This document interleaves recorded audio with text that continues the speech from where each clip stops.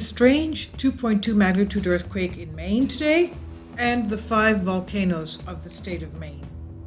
We see these beautiful images of the East Coast, lakes, which we don't know are actually craters of ancient volcanoes, all these basalt flows that we see here, beautiful landscapes, and none of this would be here if we didn't have these volcanoes forming this type of a scenery.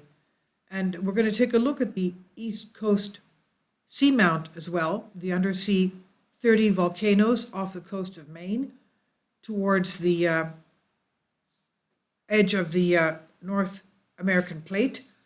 And we'll see the recent earthquakes in Montreal as well, and also go into the history of this beautiful area that has 5 volcanoes alone in the state of Maine, 4 of them in a 100-mile distance.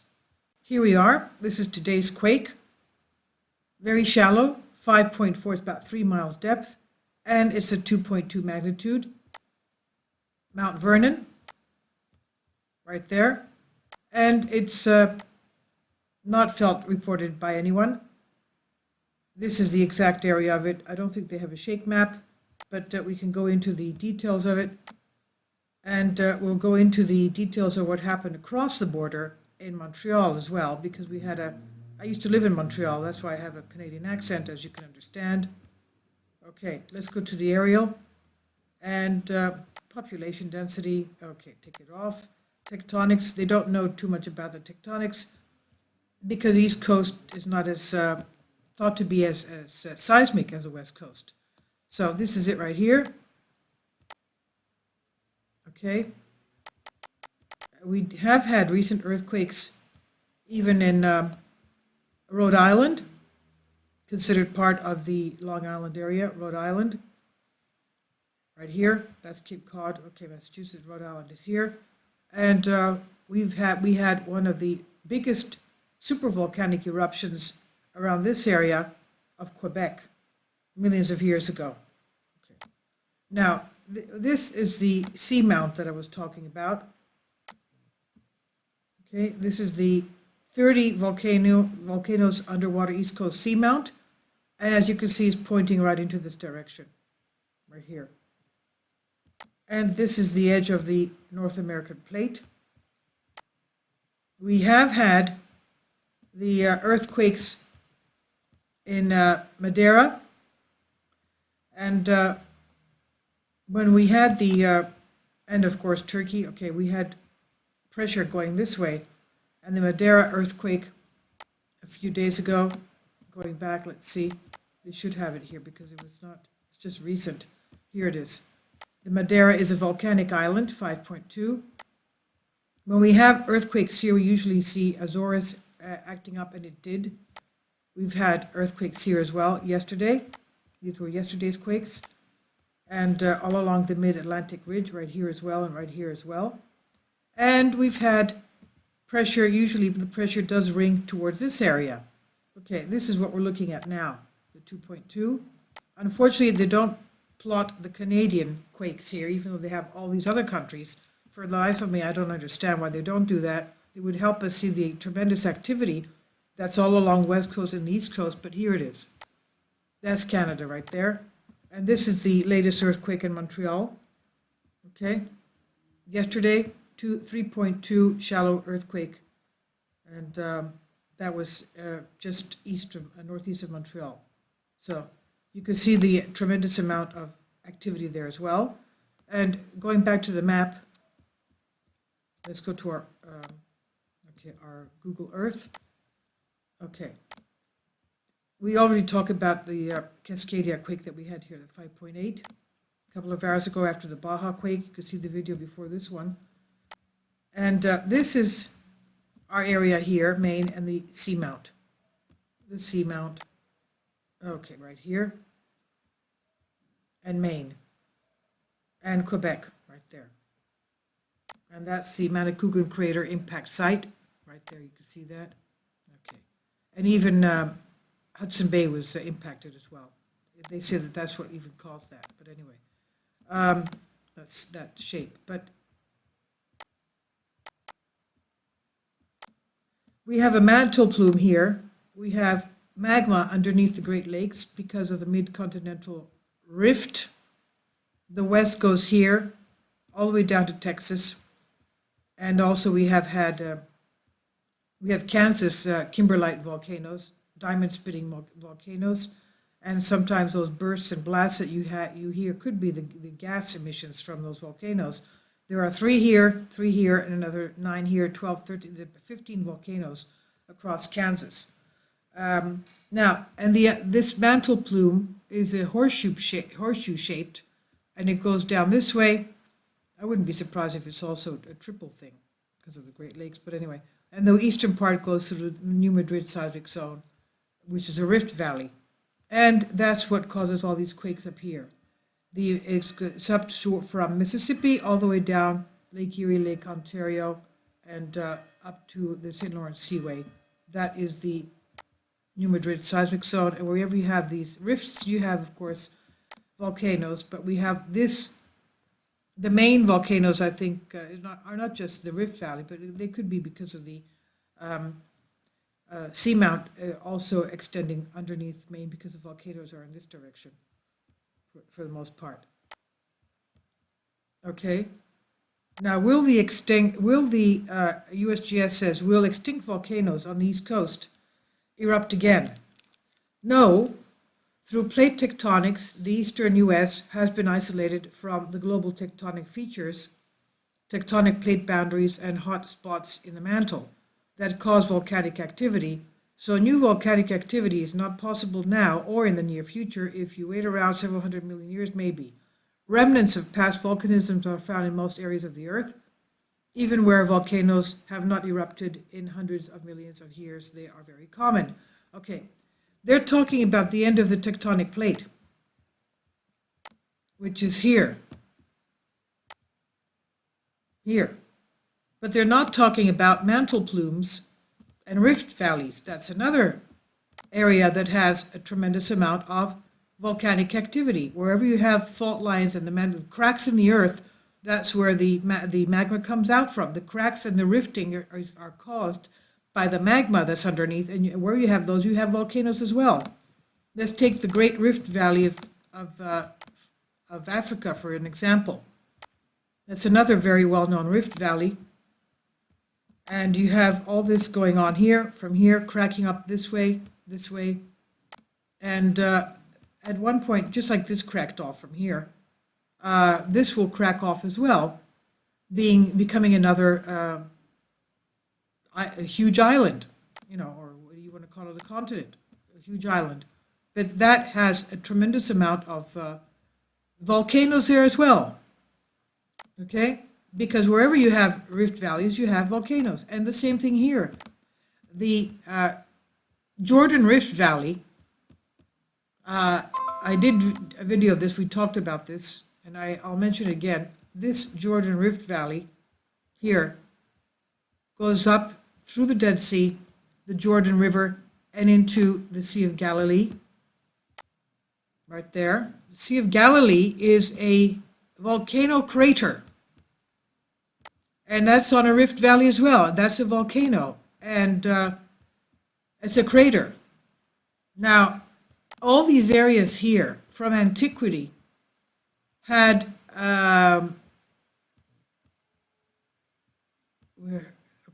these are all spring baths. They have hot spring baths here since antiquity. Lake Tiberias had them all around. Migdal, all around you have hot spring baths. Since antiquity. It's a lovely area, isn't it? Beautiful. How blessed this area. I've never been to the Holy Land. This is all spring baths that they have since antiquity, and they even have some along the Jordan River as well. Okay, so that is what goes together with a rift valley. You have magma underneath, that's why it's splitting up. It's splitting. And that's where the big earthquake is going to take place between Jerusalem and the Mount of Olives along the Kidron Valley, which runs right between Jerusalem and the Mount of Olives. The big earthquake talked about in the book of Revelation. So, of course, you have volcanoes there, but they don't talk about that. And, okay, to each his own. Everybody talks about what they want to talk about, but you're talking about the fact that it's very far from the end of the tectonic plate, the North American plate right here. But you're not talking about the Rift Valley. Okay? You're not talking about the New Madrid seismic zone, which is a rift valley, and it's active lately. And you're not talking about the mid-continental mid-continental rift, which is another rift valley, and is also, has hot magma underneath, and the geologists don't know where that magma is coming from. Well, look, it's either coming from Baja or it's coming from here, because as we know, all these things are volcanic islands. There's magma underneath with these Mexican Guatemala volcanoes, the subduction zones here, all these plates. I wouldn't be surprised if it comes from here. We have a volcano under Jacksonville. Where is it? Jacksonville, Mississippi. The Colosseum is built right on top of a volcano crater. And all these are, of course, as we know, the asphalt volcanoes. All these are little things here are asphalt volcanoes. All these things you can see here, asphalt, gas, oil and gas. Wherever you find volcanoes, you have oil and gas, usually. And now we'll talk about the Maine, if you want to hear about the Maine volcanoes. Yes, Maine has 5 volcanoes. Now, there are some people that, when I in the past made some videos on the Maine volcanoes, they are nature lovers and they take beautiful walks in these beautiful scenic areas. And it does do you wonders for your health when you do that, obviously, you can imagine. The birds singing, the beautiful clean air, to the fragrance of the clean air. But they also were smelling sulfur in various of these areas, and that's not good because that's just volcanic gases being emitted, obviously. You can't smell the carbon dioxide, but you can smell the sulfur. It smells like rotten gas. Or what you when you light a match, that's the sulfur burning on it. But Yellowstone emits 40,000 tons of carbon dioxide every single day, and that's how they found that it has a very big magma reservoir underneath the magma chamber because of that huge amount of carbon dioxide is being emitted daily from Yellowstone. So yeah, volcanoes do emit gases, and they are on rift valleys. These rift valleys have faults, and they have volcanoes. Okay, now we'll talk about a little bit about the Maine volcanoes as well, if you want to hear, because it's that's what gives the beauty to this area. Now, most people have no idea that Maine's volcanoes were the biggest in the world. Maine has a lot of rocky coastlines, gorgeous coastal islands, but you'd never guess that some of the land we love is actually the result of volcanoes. Hard to believe, but the truth is that Maine was the site of some seriously large eruptions. Eruptions of this size have not been seen in a very long time. In fact, the most famous example was 2.5 million years ago. That's actually considered recent. 2.5 million years ago. That's just a little bit before the Yellowstone recent 3 super eruptions, 2.1, 1.3, and 640,000 years ago. So this was 2.5 million years ago, and it blew up the entire island in Indonesia. To think that Maine experiences this type of seismic activity is really astonishing. Now, super eruptions created huge piles of ash and lava fragments along what later became known as the East Coast. And today, scientists have found at least 4 volcanoes along 100 miles of the Maine coast. Now, what are the most probable locations? Quiet, calm, the Isle aux Hautes actually possesses the heart of the caldera-forming volcano. The caldera-forming eruption caused the earth to spew the lava contents of the volcano's magma chamber, leaving a huge hole in the earth. Then evidence of eruptions can be found in the rocks of Portland Head Light. And rocks pictured are caused from the Cushing Formation about 471 million years ago. And the main volcanoes eruption created the Cushing Formation happened before the existence of the Himalayas and the Alps, and even the dinosaurs. So this is what took place before them. The volcanoes are now eroded and gone, but visitors can still see things like rocks joined together around the edges of the main islands. The Cranberry Island volcano also shows signs of volcanic activity in the form of 2,300 foot thick layer of welded tuff, which is a rock formed from the volcanic ash. The welded tuff, as we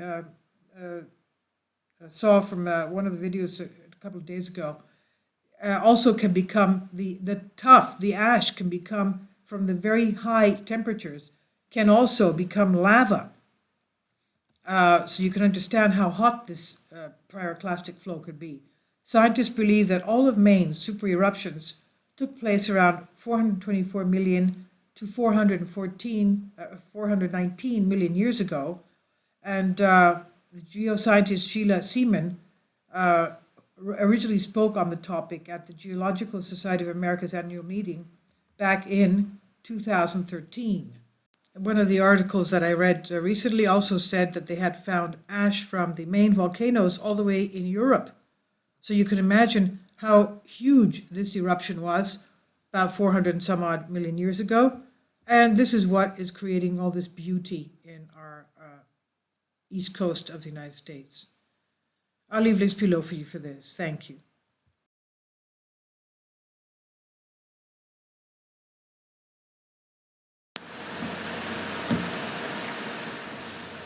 If you'd like to join me on my Patreon account, you will hear content not covered by mainstream media.